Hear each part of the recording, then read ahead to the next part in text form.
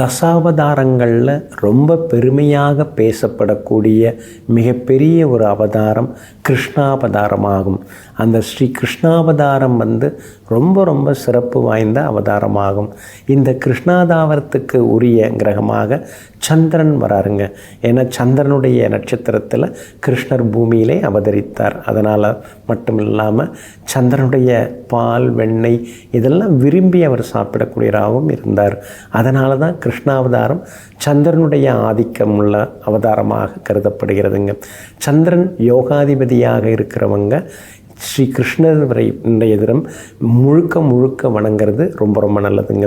பொதுவாகவே சந்திரன் தான் நம்ம ஜாதகத்துக்கு ரொம்ப முக்கியங்க.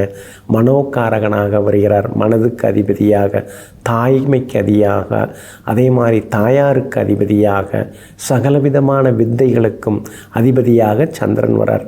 அப்போ சந்திரனுடைய அனுகிரகத்தை பெறத்துக்கு மறவாமல் இன்றைய தினமும் நாளைய தினமும் ஸ்ரீ கிருஷ்ண பிரானை வணங்குவது நல்லதுங்க.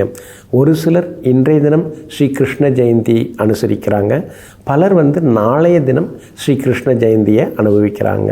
பொதுவாக கிருஷ்ணர் அப்படின்னாலே அவருடைய அந்த குறுகுறுப்பு, அந்த பார்வை, அந்த துருதுருப்பு அதெல்லாம் தாங்க நம்ம மனசுக்குள்ளார ஒரு சந்தோஷத்தை ஏற்படுத்துதுங்க.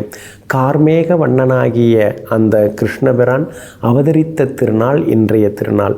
ஸ்ரீ கிருஷ்ண ஜெயந்தியாகவும் கோகுலாஷ்டமியாகவும் இன்றைய தினமும் நாளைய தினமும் கொண்டாடப்படுகிறதுங்க. அதே மாதிரி எல்லாவற்றிலும் நான் உணர்கிறேன், எல்லாவற்றிலும் நான் உறைந்து கிடக்கிறேன் அப்படின்னு ஸ்ரீ கிருஷ்ண பரமாத்மா கீதையிலே சொல்லியிருக்கிறார்.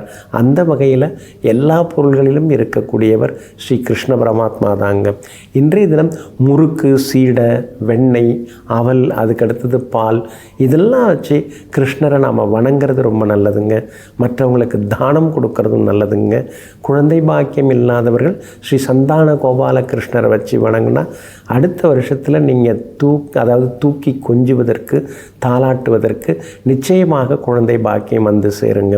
இன்றைய தினத்தில் ஸ்ரீ கிருஷ்ண பரமாத்மாவை துளசியால் அர்ச்சிக்கிறது ரொம்ப ரொம்ப நல்லதுங்க. குழந்தைங்களுக்கு நிறைய பேர் இன்றைக்கி கிருஷ்ணர் வேஷம் போடுவாங்க, ராதை வேஷமெல்லாம் போட்டு அழகாக இன்றைக்கி மகிழ்ச்சி அடைவாங்க. அந்த மாதிரி கிருஷ்ணர் அப்படின்னாலே ஒரு சந்தோஷம் தாங்க. இன்னொரு பக்கம் இப்போ வெண்ணெய் அப்படின்னா சந்திரனும் சுக்கிரனும். அப்போ நம்ம வெண்ணெயை வச்சு அவருக்கு நைவேத்தியம் பண்ணுறதுனால நமக்கு இந்த ரெண்டு கிரகங்களும் நமக்கு அருள் பாலிக்கிறாங்க. அதே மாதிரி அவர் புங்கை மரத்தடியிலே அவர் எல்லா வகையிலுமே பரிபாலனம் செய்கிறார். அப்போ குரு பகவான் புங்கை மரத்துக்கு அதிபதியாக வருகிறார். இதெல்லாம் 3 கிரகங்களுடைய யோகங்களும் நன்மைகளும் இன்னைக்கு நமக்கு நிச்சயமாக கிடைக்குங்க. மதுராவில் பிறந்து கோகுலத்தில் வாழ்ந்து துவாரகையில் ராஜ பரிபாலனம் செய்தவர் ஸ்ரீ கிருஷ்ணர். அவருடைய அவதார திருநாள் இன்றைய திருநாள்.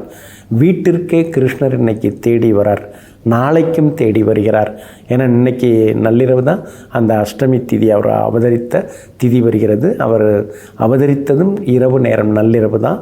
அதனால் இன்றைய தினத்தில் இரவு நேரத்திலே அவர் அவதரிக்கிறார். வீட்டிற்கு கிருஷ்ணர் வருகிறார். எப்பொழுதெல்லாம் தர்மம் அழியுமோ அப்போதெல்லாம் நாம் அவதரிப்பேன் அப்படின்னு சொல்லியிருக்கிறார். அப்போது அவருடைய அவதார திருநாள் இன்றும் நாளையும் கொண்டாடப்படுகிறதுங்க.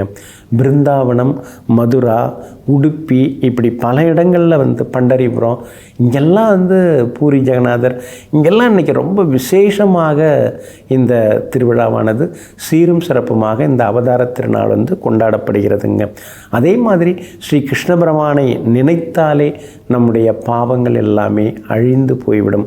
அவர் இன்னைக்கு விரதம் இருந்து வணங்கினோம்னா மகா பாவங்கள், கொடிய பாவங்கள் எல்லாமே நம்மை விட்டு ஓடி போய்விடும்.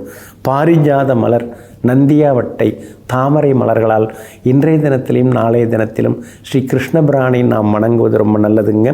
அதே மாதிரி இன்றைய தினத்தில் ஸ்ரீமத் பாகவதம் அது இன்றைக்கும் படிக்கலாம், நாளைக்கும் படிக்கலாம்.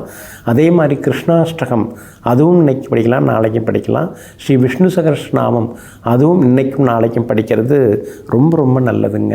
அப்போது அற்புதமான அந்த யுத்தத்தை ஏற்படுத்தக்கூடிய அஷ்டமி திதியிலும் அறிவார்ந்த நட்சத்திரமாகிய ரோகிணி நட்சத்திரத்திலும் அவதரித்த ஸ்ரீ கிருஷ்ண பரமாத்மாவை இன்றும் நாளையும் நினைத்து வணங்குவோம், கொண்டாடுவோம். நெஞ்சிற்கினியவர்களே, சுதந்திர தின நல்லாளாகிய இன்றைய தினத்தில் உங்களுக்கு அனைத்து உரிமைகளும் சந்தோஷங்களும் வந்து சேரக்கூடிய நாளாக அமையட்டும். மீண்டும் சந்திப்போம். நன்றியுடன் உங்கள் ஜோதிட முனைவர் KP வித்யாதரன். வணக்கம்.